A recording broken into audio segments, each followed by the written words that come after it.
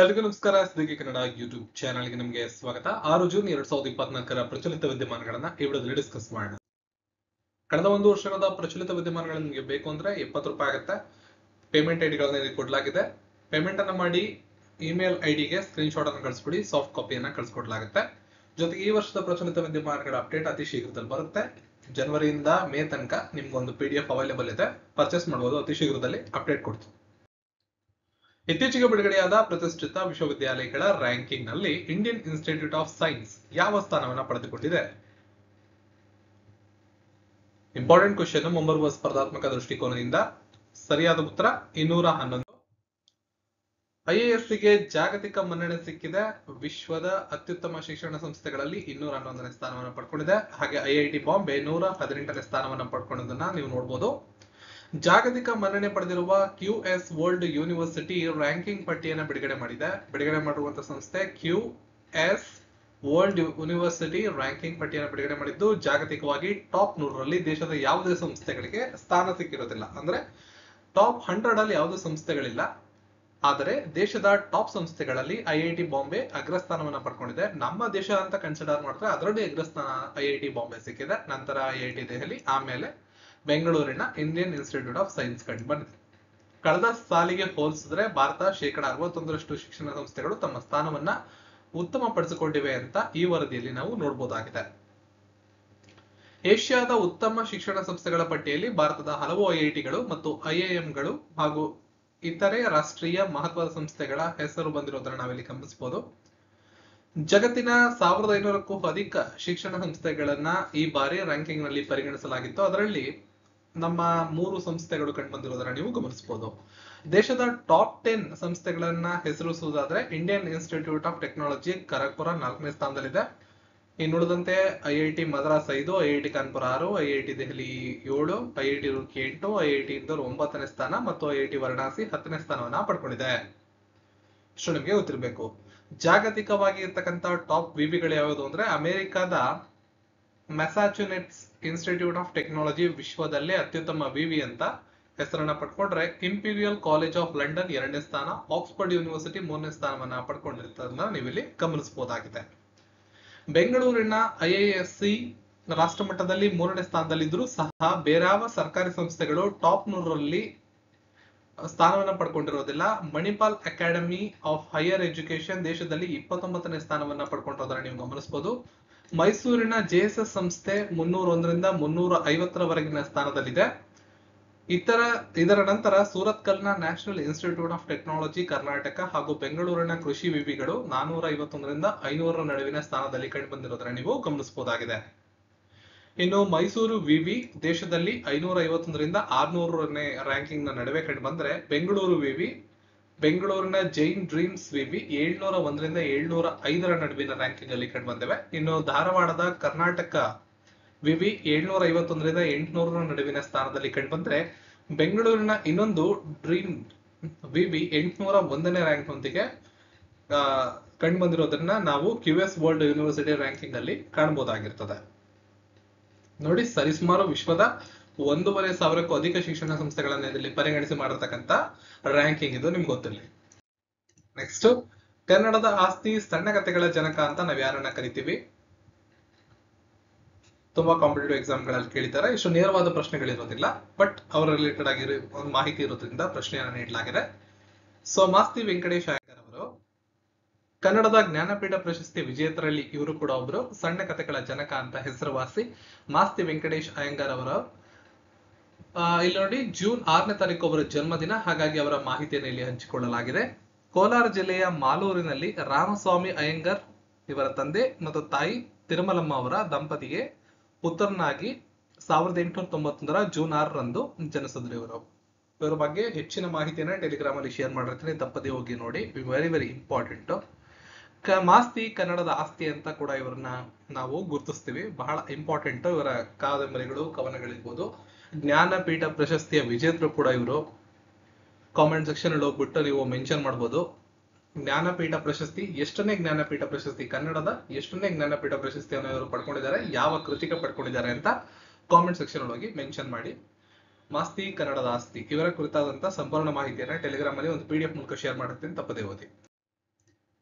ಈ ಬಾರಿ 18ನೇ ಲೋಕಸಭಾ ಚುನಾವಣೆಯಲ್ಲಿ ಎಷ್ಟು ಜನ ಮಹಿಳಾ ಸಂಸದರು ಆಯ್ಕೆಯಾಗಿದ್ದಾರೆ?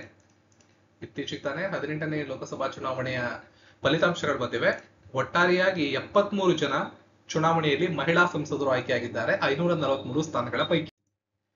ಕರ್ನಾಟಕದ ಮೂವರು ಸೇರಿ ಈ ಬಾರಿ 73 ಮಹಿಳಾ ಸಂಸದರು ಆಯ್ಕೆಯಾಗಿದ್ದಾರೆ. ಕಳೆದ ಬಾರಿಗಿಂತ 5 ಮಂದಿ ಕಡಿಮೆಯಾಗಿದ್ದಾರೆ. ಕಳೆದ ಬಾರಿ 78 ಮಂದಿ ಆಯ್ಕೆಯಾಗಿದ್ದರು. ಪಶ್ಚಿಮ ಬಂಗಾಳದಿಂದ ಅತಿ ಹೆಚ್ಚು 11 ಮಹಿಳಾ ಸಂಸದರು ಆಯ್ಕೆಯಾಗಿದ್ದಾರೆ. Very very important. ಪಕ್ಷವಾರು ಲೆಕ್ಕದಲ್ಲಿ ಬಿಜೆಪಿಯಿಂದ 30 ಮಹಿಳೆಯರು ಆಯ್ಕೆಯಾಗಿದ್ದಾರೆ. ಕಾಂಗ್ರೆಸ್ ಇಂದ 14, ಟಿಎಂಸಿ ಇಂದ 11, ಸಮಾಜವಾದಿಯಿಂದ 4, ಡಿಎಂಕೆ ಇಂದ 3, ಜೆಡಿಯು ಮತ್ತು ಎಲ್ಜೆಪಿ ಇಂದ ತಲಾ 2 ಮಹಿಳೆಯರು ಸಂಸತ್ತನ್ನ ಪ್ರವೇಶ ಮಾಡಿದ್ದಾರೆ. ಮುಂಬರುವ ಕಾಂಪಿಟೇಟಿವ್ ಎಕ್ಸಾಮ್ಸ್ ಗಳಲ್ಲಿ ಕೇಳಬಹುದು. 2019ರ ಚುನಾವಣೆಯಲ್ಲಿ 78 ಜನ ಆಯ್ಕೆಯಾಗಿದ್ರು ಮಹಿಳೆಯರು. 2024ರ ಚುನಾವಣೆಯಲ್ಲಿ 73 ಜನ. ಕರ್ನಾಟಕದಿಂದ 3 ಜನ. ರಾಜ್ಯವೊಂದರ ಅತಿ ಹೆಚ್ಚು ಸಂಖ್ಯೆ ಅಂದ್ರೆ ಪಶ್ಚಿಮ ಬಂಗಾಳದಿಂದ 11 ಮಂದಿ ಅತಿ ಹೆಚ್ಚು.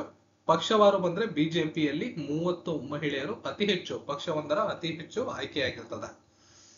ಇಷ್ಟು ನಿಮ್ಗೆ ಗೊತ್ತಿರ್ಬೇಕು. ಇನ್ನು 2019ರ 17ನೇ ಲೋಕಸಭಾ ಚುನಾವಣೆ ಇತಿಹಾಸದಲ್ಲಿ ಅತಿ ಹೆಚ್ಚು ಮಹಿಳಾ ಸಂಸದರು ಆಯ್ಕೆಯಾಗಿದ್ರು 78 ಜನ. ಇನ್ನು 2014ರಲ್ಲಿ 64 ಜನ ಆಯ್ಕೆಯಾಗಿರೋದನ್ನ ನೀವು ಇಲ್ಲಿ ಗಮನಿಸಬಹುದಾಗಿದೆ.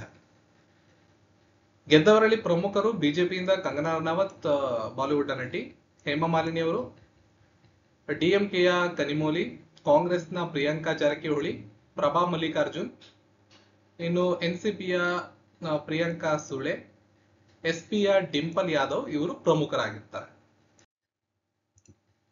ಯಾವ ದೇಶ ಇತ್ತೀಚೆಗೆ ಉಕ್ರೇನ್ಗೆ ಮಿಲಿಟರಿ ನೆರವು ನೀಡುವ ಉದ್ದೇಶದಿಂದ ವಿದೇಶ ನೆರವು ಮಸೂದೆಯನ್ನು ಅಂಗೀಕಾರ ಮಾಡಿದೆ?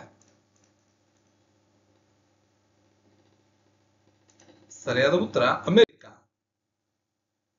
ಅಮೆರಿಕದ ಅಧ್ಯಕ್ಷರಾದ ಜೋ ಬೈಡನ್ ಅವರು ಉಕ್ರೇನ್ಗೆ $61 ಶತಕೋಟಿ ಮೊತ್ತ ಮಿಲಿಟರಿ ನೆರವು ನೀಡುವ ಮೂಲಕ ನೀಡುವಂತ ಉದ್ದೇಶದಿಂದ ವಿದೇಶಿ ನೆರವು ಮಸೂದೆಗೆ ಅಂಕಿತವನ್ನ ಹಾಕಿದ್ದಾರೆ. ಅಮೆರಿಕ ರಷ್ಯಾ ಮತ್ತು ಉಕ್ರೇನ್ ಯುದ್ಧದಲ್ಲಿ ಪ್ರತ್ಯಕ್ಷವಾಗಿ ತೊಡಗಿಕೊಂಡಿಲ್ಲ, ಆದರೆ ಬಾಹ್ಯವಾಗಿ ಉಕ್ರೇನ್ಗೆ ಬೆಂಬಲವನ್ನ ಘೋಷಿಸಿ ಈ ರೀತಿ ಮಾಡ್ತಾ ಇದೆ. ದೇಶದಲ್ಲಿ ಮೊದಲನೇ ಬಾರಿಗೆ ಕಾಂಗ್ರೆಸ್ಸೇತರ ಸರ್ಕಾರ ಯಾವಾಗ ಬಂತು ಅಂತ ಎಕ್ಸಾಮ್ ಕೇಳೋ ಚಾನ್ಸಸ್ ಗಳಿರ್ತವೆ. ಇಂಪಾರ್ಟೆಂಟ್, ಯಾಕಂದ್ರೆ ಇತ್ತೀಚೆಗೆ ಲೋಕಸಭಾ ಚುನಾವಣೆ ಮುಗಿದಿರೋದ್ರಿಂದ ಈ ಮಾಹಿತಿ ಬರಬಹುದು. ದೇಶದಲ್ಲಿ 1977ರಲ್ಲಿ ಎಮರ್ಜೆನ್ಸಿ ಆದ್ಮೇಲೆ ಲೋಕಸಭಾ ಚುನಾವಣೆಯಲ್ಲಿ ಮೊದಲನೇ ಬಾರಿಗೆ ಕಾಂಗ್ರೆಸ್ ಪಕ್ಷವನ್ನ ಹೊರತುಪಡಿಸಿ, ಕಾಂಗ್ರೆಸ್ ಪಕ್ಷವನ್ನ ಪರಾಭವಗೊಳಿಸಿ ಕಾಂಗ್ರೆಸ್ಸೇತರ ಸರ್ಕಾರ ಜಾರಿಗೆ ಬಂದಿತ್ತು. ಪ್ರಧಾನಿ ಹುದ್ದೆಯಲ್ಲಿದ್ದ ಇಂದಿರಾ ಗಾಂಧಿ ದೇಶದಲ್ಲಿ ತುರ್ತು ಪರಿಸ್ಥಿತಿಯನ್ನ ವಿಧಿಸಿದ್ದನ್ನ ಖಂಡಿಸಿ ವಿರೋಧ ಪಕ್ಷಗಳು ದೇಶಾದ್ಯಂತ ಪ್ರತಿಭಟನೆ ಮಾಡಿ ಈ ಸಂದರ್ಭದಲ್ಲಿ ಅವರು ಚುನಾವಣೆಯಲ್ಲಿ ಸೋತಿದ್ರು. ಚುನಾವಣೆಯಲ್ಲಿ ಜಯಗಳಿಸಿದ ಜನತಾ ಪಕ್ಷ ಮೈತ್ರಿ ಪಕ್ಷಗಳ ನೆರವಿನಿಂದ ಸರ್ಕಾರ ರಚನೆ ಮಾಡಿತ್ತು. ಮೊರಾರ್ಜಿ ದೇಸಾಯಿ ಅವರು ದೇಶದ ಮೊಟ್ಟ ಮೊದಲ ಕಾಂಗ್ರೆಸ್ಸೇತರ ಪ್ರಧಾನಮಂತ್ರಿಗಳು. ಇಷ್ಟು ನಿಮಗೆ ಗೊತ್ತಿರಬೇಕು.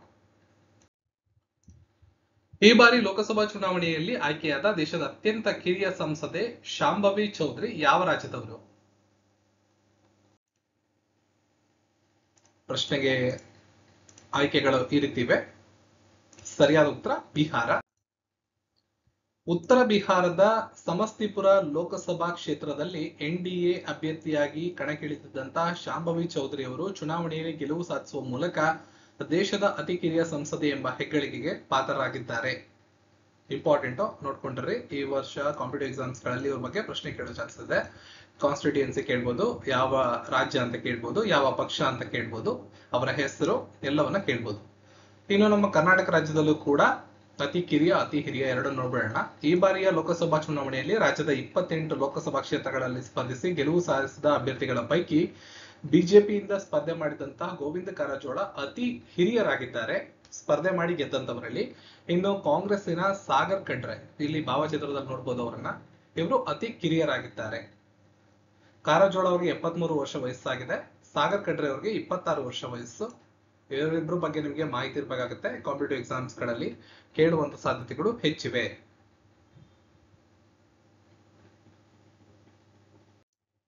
ಇತ್ತೀಚೆಗೆ ಯಾವ ದೇಶವು ತನ್ನ ಮೊದಲ ಬಾಹ್ಯಾಕಾಶ ಸಂಸ್ಥೆಯನ್ನ ಪ್ರಾರಂಭಿಸಿದೆ ಮತ್ತು 2045ರ ವೇಳೆಗೆ ಮಂಗಳ ಗ್ರಹವನ್ನ ಸಂಶೋಧನೆ ಮಾಡೋದಕ್ಕೆ ಯೋಚನೆ ಮಾಡಿದೆ? ಮಾರಿಷಸ್, ದಕ್ಷಿಣ ಕೊರಿಯಾ, ಸಿಂಗಪುರ, ಮಲೇಷಿಯಾ. ಇದು ಈ ದಿನದ ಪ್ರಶ್ನೆ ಆಗಿದೆ. ಉತ್ತರವನ್ನ ಕಾಮೆಂಟ್ ಸೆಕ್ಷನ್ ಅಲ್ಲಿ ತಿಳಿಸಿ. ಈ ವಿಡಿಯೋ ಲೈಕ್ ಮಾಡಿ, ಶೇರ್ ಮಾಡಿ, ಚಾನಲ್ ಸಬ್ಸ್ಕ್ರೈಬ್ ಮಾಡಿ. ಜೂನ್ ತಿಂಗಳ 1ನೇ ದಿನಾಂಕದಿಂದ ಎಲ್ಲಾ ಪ್ರಚಲಿತ ವಿದ್ಯಮಾನಗಳ ನೋಟ್ಸ್ ಗಳನ್ನ ಟೆಲಿಗ್ರಾಮ್ ಅಲ್ಲಿ ಅಪ್ಡೇಟ್ ಮಾಡಲಾಗಿದೆ, ಹೋಗಿ ಡೌನ್ಲೋಡ್ ಮಾಡ್ಕೊಳ್ಳಿ. ಈ ವಿಡಿಯೋದ ಡಿಸ್ಕ್ರಿಪ್ಷನ್ ಅಲ್ಲಿ ನಿಮಗೆ ಲಿಂಕ್ ಇದೆ. ಸಿಗೋಣ ಮತ್ತೊಂದು ವಿಡಿಯೋ ಕಲಿಗೂ ಧನ್ಯವಾದ.